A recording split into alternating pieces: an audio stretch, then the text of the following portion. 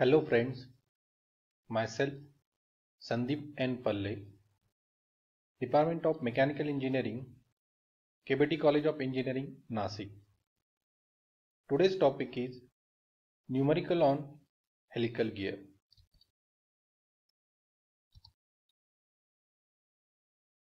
A helical pinion having 21 teeth to be made of plain carbon steel 55C8 in bracket SUT, that is ultimate tensile strength 720 Newton per mm square, is to mesh with a gear to be made of plain carbon steel 40C8 ultimate tensile strength 580 Newton per mm square.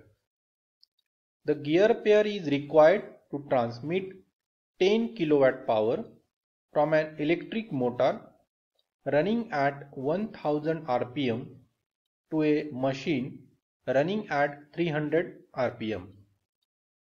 The starting torque of motor is 125% of the rated torque. It means 125 by 100, that is 1.25, is the application factor. The factor of safety required is 1.25. The face width is 10 times the normal module and tooth system is 20° full depth involute. The helix angle is 25°. The gears are to be machined to meet the specification of grade 6.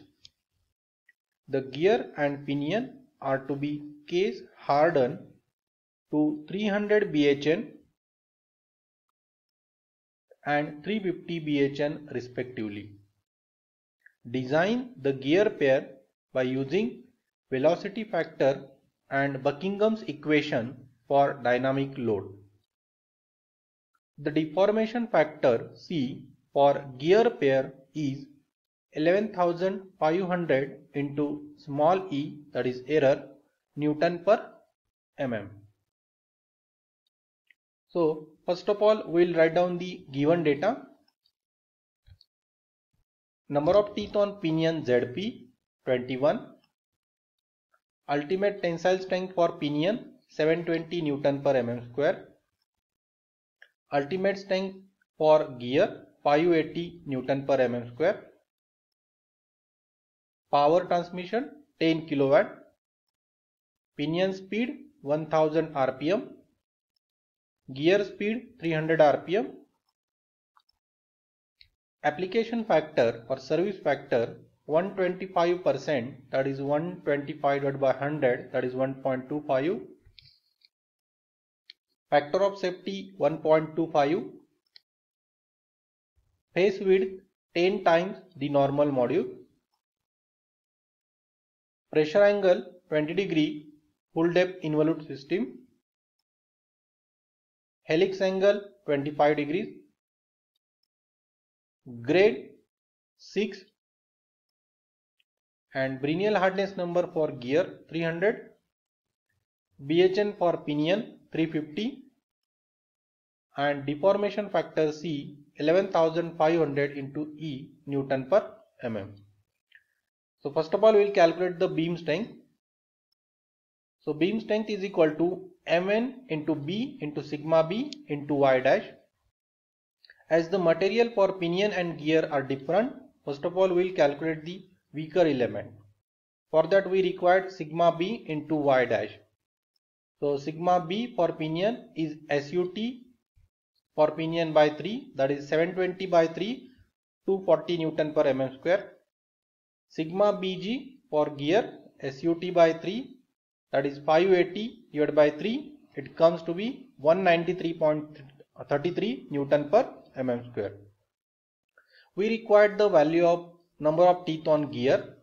So as we know the gear ratio, G is equal to NP upon NG is equal to ZG upon ZP.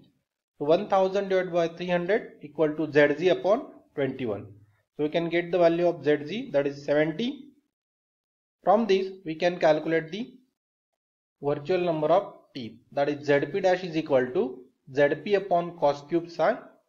So we can put the value of ZP 21 and psi 25. We get ZP dash equal to 28.2. Similarly, ZZ dash is equal to ZZ upon cos cube psi, that is 70 upon cos cube 25. So ZZ dash is equal to 94.03. From this we can get the value for Lewis form factor for pinion and gear. As it is a 20-degree full depth involute system, the equation is 0.484 minus 2.87 upon ZP dash. So YP dash equal to 0.484 minus 2.87 upon ZP dash is 28.2. It is 0.3822. YG dash is equal to 0.484 minus 2.87 upon ZZ dash. So that is ZZ dash is 94.03. So YG dash is equal to 0.4534. Now we can get the relation sigma B into Y for pinion and gear. So for weaker element, sigma B for pinion into Y for pinion is 240 into 0.3822, that is 91.73 Newton per mm square. Similarly for gear, it is 193.33 into 0.4534, that is coming 87.65. So we can see that sigma B into Y for gear is less than sigma B into Y for pinion. So gear is the weaker element. So we'll write down the equation for beam strength, that is SB is equal to Mn into B into sigma Bg into Yg dash. Now we can put the value here. Mn, B is 10 times normal module into sigma B into Yg, that is 87.65. So beam strength is 876.55 Mn square Newton. So it is in terms of normal module. Similarly, we can calculate the wear strength. Wear strength equal to dP into B into Q into K divided by cos square psi. So first of all, we will calculate the parameter dP, Q and K. So dP is equal to mt into Zp, and mt is Mn upon cos psi into Zp. So Zp is 21 and psi is 25. So dP is 23.17 mm. So it is again in terms of normal module. Then ratio factor Q is 2 times Zz upon Zz plus Zp. So 2 into 70 upon 70 plus 21. So it comes 1.5384. The next is load stress factor K, that is 0.16 PHN upon 100 bracket square. So 0.16, and here we are taking the lower of the two values of BHN as the materials are different. So the lower of the two value is 300. So 300 divided by 100, that is bracket square. So it comes K equal to 1.44. Now we got all the values. We will put all these values in the equation of wear strength. So dP 23.17 Mn, B 10 times normal module, Q 1.5384 into 1.44 divided by cos square 25. So the answer is 624.92 Mn square Newton. Now we'll compare the wear strength and beam strength. As the wear strength is less than the beam strength, our design is based on the wear strength. So gear pair is weaker in pitting failure. So third point is calculation of effective load. So we can calculate the effective load by two methods. The first one is by velocity factor method. So in this, the P effective is equal to Ka Km Pt upon Kv. First of all, we calculate the velocity for knowing the velocity factor. So velocity is equal to pi dn upon 60 into 1000. So pi into diameter 23.171 Mn into pinion speed 1000 divided by 60,000. So it is coming 1.2132 Mn meters per second. So it is in terms of module. Next is tangential load, that is power divided by velocity. So 10,000, that is 10 kilowatt divided by 1.2132 mn. So it will be 8242.45 divided by mn Newton. So for helical gear, kV is equal to 5.6 upon 5.6 plus root V. We can put the value of velocity in this equation. We can get the kV. Now P effective is equal to 1.25 into 1, that is Ka and Km. Then this is the value of Pt, 8242.45 upon Mn, and this is the value of kV. So if you solve this, it is a 1839.83 in bracket 5.6 plus 1.10 root mn upon mn. So we got the value for P effective. Then next, for the purpose of safety, wear strength should be equal to P effective into factor of safety. So we'll put all the value here, that is wear strength 624.92 mn square, factor of safety 1.25, and this is the value for P effective. So from this equation we can get the value by trial and error method, that is module equal to 3.1 mm. So the standard value for the module is 4 mm. So mn equal to 4 mm. From this we can write down the dimensions for the gear. Mn 4 mm, mt mn upon cos psi, that is 4.41 mm, Zp 21, Zz 70, pace width 10 times module, that is 40 mm, dp 92.68, dg 308.94, addendum ha 1 times module, normal module 4 mm, dedendum 1.25 times normal module 5 mm, and center distance dp plus dg by 2, that is 200.81 mm. Now the second method is precise estimation by Buckingham's equation.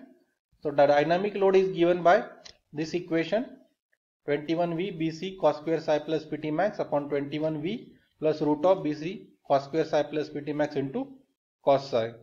So for grade 6 we have the error equation, E is equal to 8 plus 0.63 mn plus 0.25 root d micron. So for pinion we can write down this equation and we can put the value of diameter of pinion here, that is 92.68, and module 4. So we can get the value here 12.036 micron. Similarly for gear we can put the value of dg here, that is 308.94, and we can get the value eg equal to 13.28 micron. So the addition, that is the total error, ep plus eg is equal to 25.32 micron. So convert it into mm, that is 25 into 32 into 10 raised to minus 3 mm. The tangential load is 8242.45 upon 4, that is 2060.61 Newton. So Pt max equal to 2575.7. So we can put all these value, that is velocity 4.8528 meter per second, then the deformation factor, that is equal to 291.18. We can put all the values in the equation of dynamic load and we can calculate the dynamic load, that is 5287.57 Newton. And then effective load Ka, Km, Pt plus Pd. So we can put all the values and we can get the value of effective load at 7863.33 Newton. Now we know the effective load, we know the wear strength. So for safety, wear strength should be equal to factor of safety into P effective. So putting the value of Mn in this equation, now we can calculate the factor of safety from this equation. From this equation we are getting factor of safety equal to 1.27. As the required factor of safety is 1.25 and we are getting 1.27, it means our design is safe. So as the available factor of safety is greater than the required factor of safety, that is 1.27 greater than 1.25, our design is safe. So in this way we can design the helical gear. Thank you.